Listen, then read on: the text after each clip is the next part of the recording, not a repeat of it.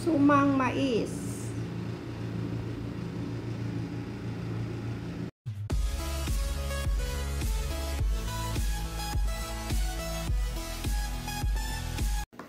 Hi guys, dahil bumili si Baba ng mais na marami, so gagawa ako guys ng suman. So kukuha tayo dito ng dalawa para gawin nating suman. So ito na yung napili ko guys. So anong gagawin natin dito para maging pino? Gadgarin natin guys. So may panggadgad dito. Gadgarin natin. Guys, yung dahon niya, siniparit ko ito kanina. Hinugasan ko na ito guys. So ngayon ilalagay natin dito para ibabad natin sa mainit na tubig para lalambot siya. Buhusan lang natin ng mainit na tubig. Babad lang natin guys ng mga 5 minutes or 3 minutes. Hindi naman natin kailangan ibabad ng sobra. So ngayon guys, gadgarin na natin.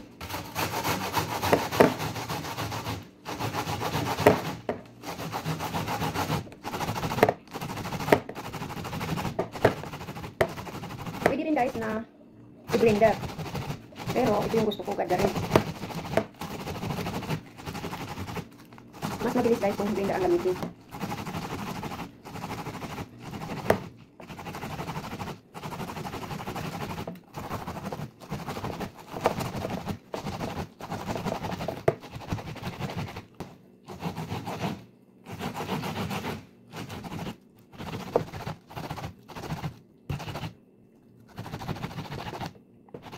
So ayan, tapos na yung dalawa guys. So ang gagawin natin ngayon para makuha yung nasa ilalim pa. Kasi meron pa yan sa ilalim eh. So kunin natin ng kutsilyo. Pag ganyan ang natin guys, para makuha yung nasa ilalim. Kasi meron pa yan eh. Sayang naman. Wala tayong pwedeng sayangin na pagkain guys.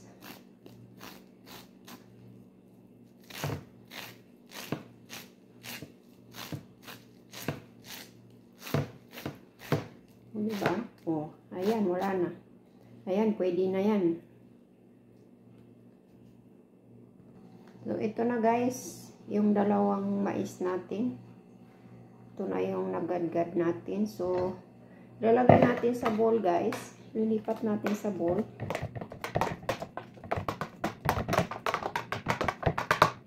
Ayun, nalipat na natin sa bowl guys. So, mag-a-add tayo ng kalahating baso ng asukal. At saka kalahating baso ng harina. So, i-mix lang natin guys.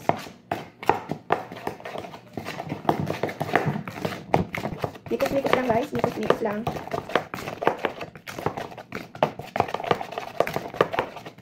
Gusto ko kasi matamis. Sarap pang para sa kape. So, ngayon guys, simulan natin magbalot ng ating suman. Sipaganyan lang natin guys.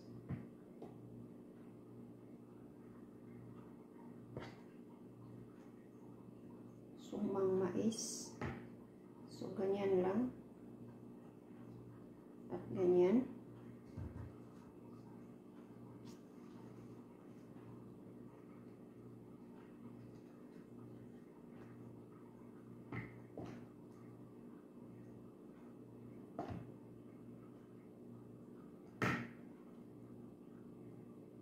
Ganyan lang.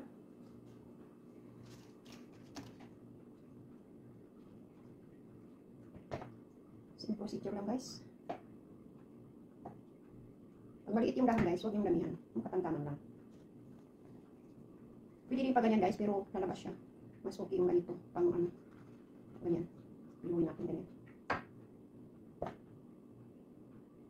Tapos pa ganyan. Okay na yan.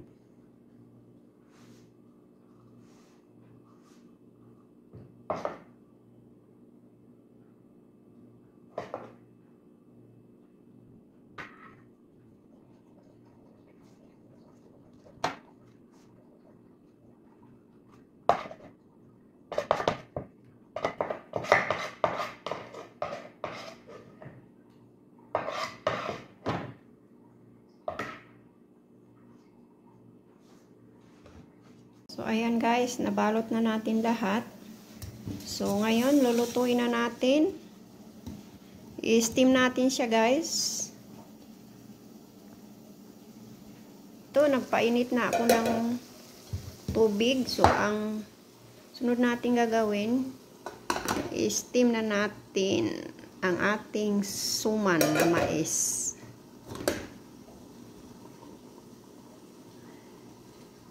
Steam natin siya guys ng mga 30 minutes, 30 to 35 minutes. So after 35 minutes guys, so ito na ang ating sumang mais. So i-turn off na natin ang apoy. Hanguin lang natin guys. At palamigin natin.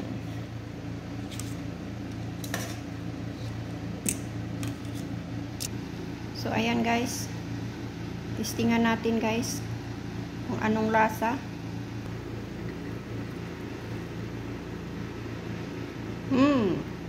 Masarap ito guys. Try natin. Mais na mais.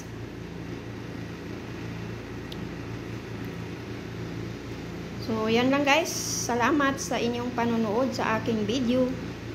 Sana'y may natutunan kayo. Sana nagustuhan nyo ang aking sumang mais. Bye-bye guys. Bye-bye. Thank you for watching.